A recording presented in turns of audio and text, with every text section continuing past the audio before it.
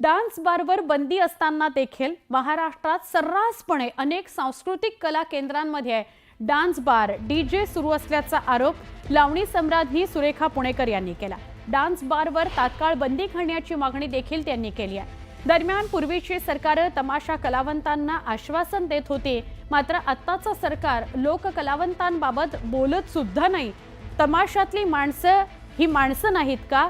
कलावंतांनी तोंड उघडली तर तुम्हाला तोंड दाखवायला जागा उरणार नाही, त्यामुळे शुद्धीवर या, मतांचं राजकारण करू नका, अशा शब्दात ज्येष्ठ तमाशा कलावंत रघुवीर खेडेकर यांनी राज्य सरकारला इशारा दिला।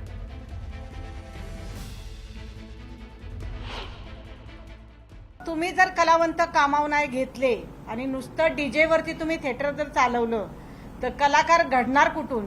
आणि आज कलावंतांवरती उपासमारीची वेळ आल्यामुळं आज 3-3, 4-4, 5-5 लोक एक कलावंतांच्या मागं आहे पोट भरण्यासाठी, आणि मग त्यालाच काम नसलं तर मागची 5 लोक कशी पोट भरणार? हा, मग मी काय म्हणते की डान्स बार हा बंदच व्हायला पाहिजे। आम्ही शासन दरबारी सुद्धा आम्ही उपोषण करू। मतावर तुमचं चालू देऊ नका, मताचं राजकारण बंद करा। जरा गोरगरिबांकडे न्यायाने बघा, त्यांना न्याय द्या। कोण समजतं तुम्ही स्वतःला आणि काय समजता?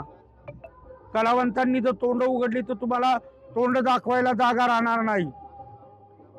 आम्ही वगनाट्याद्वारे, गाण्याद्वारे ते सगळं सादर करू, हा इशारा आहे माझा।